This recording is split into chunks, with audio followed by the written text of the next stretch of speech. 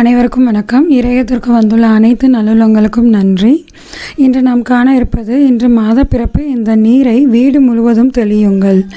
நாம் நம் வீட்டில் நேர்மறை ஆற்றலை அதிகரிக்க நிறைய விஷயங்களை மெனக்கட்டு பண்ணணும் தேவையே இல்லை. நம் அன்றாட வேலைகளை மனம் ஒப்பி செய்தாலே போதும். அதுவும் நம் எண்ணங்களின் தெளிவை உண்டு பண்ணும். இதை பற்றி நாம் அடுத்த பதிவில் விரிவாக காணலாம். இன்று மாதப்பிறப்பு, அதாவது மாதப்பிறப்பு என்றாலே எப்போதுமே நாம் என்ன செய்வோம், வீடு வாசல் கழுவி விட்டு படுக்கை விரிப்பு எல்லாவற்றையும் அலசி போடுவோம். இதை முதல் நாளே சில பேர் பண்ணுவாங்க, சில பேர் அன்றைக்கும் பண்ணுவாங்க. எதுவுமே தப்பு இல்லை, அன்றைக்கே கூட பண்ணலாம். அதனுடன் இந்த நீரை வீடு முழுவதும் தெளித்து விடுவது மிகவும் நல்லது. நம் வீட்டில் நேர்மறை ஆற்றலை இது அதிகப்படுத்தும். அது என்ன நீர் எனில், அதுதான் நாம் கோவில்களில் இருந்து எடுத்து வரும் புனித நீர். ராமேஸ்வரம், திருச்செந்தூர்லாம் போனால் அங்கே நாளிக்கிணறு அல்லது தீர்த்தங்கள்னு ஒன்று சொல்லுவாங்க இல்லையா.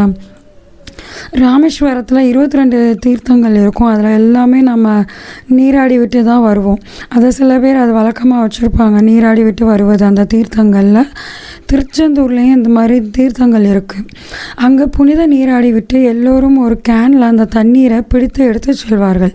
அந்த நீரை வீட்டிற்கு எடுத்து வந்து வீட்டில் உள்ள எல்லா அறைகளுக்கும் நாம் தெளிப்போம்.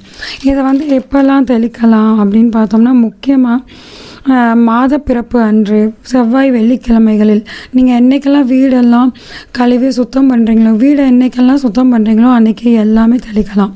இதை எப்படி தெளிக்கணும்னா, எல்லா அறைகளுக்குள்ளும் நீங்கள் தெளிக்க வேண்டும். முக்கியமாக மேலே இருக்கும் மூலை முடுக்குகளில் தெளிக்க வேண்டும்.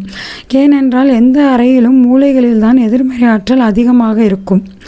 அதனால் அங்கு கண்டிப்பாக தெளிப்பது நல்லது. இதே போல் நம் வீட்டில் சிலர் கலசம் வைப்பாங்க இல்லையா, தண்ணீர் கலசம் வைப்பாங்க. சில பேர் பச்சரிசி வைப்பாங்க. தண்ணீர் கலசம் வைப்பவர்கள் அந்த கலச நீரை மறுநாள் நீங்கள் என்ன பண்ணலாம், வீடு முழுவதும் இதே முறையில் தெளித்து விட்டு வரலாம். அதுவும் ரொம்ப நல்லது தான்.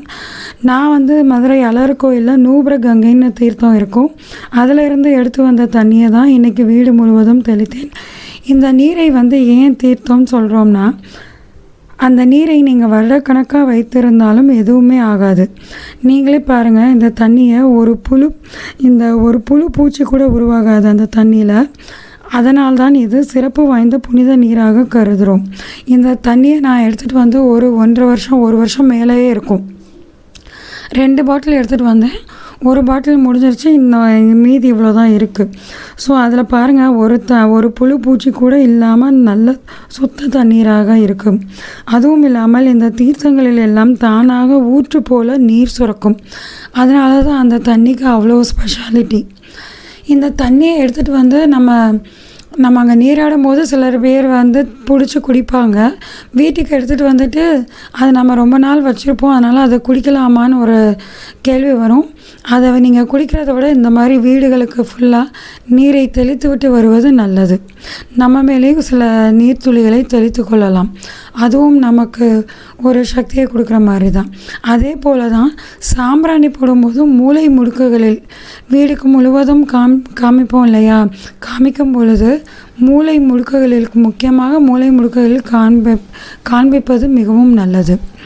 இது போன்ற இனிய தகவலை பெறுவதற்கு இன்றைய இறையகத்திற்கு நீங்கள் பதிவு செய்து கொள்ளுங்கள்.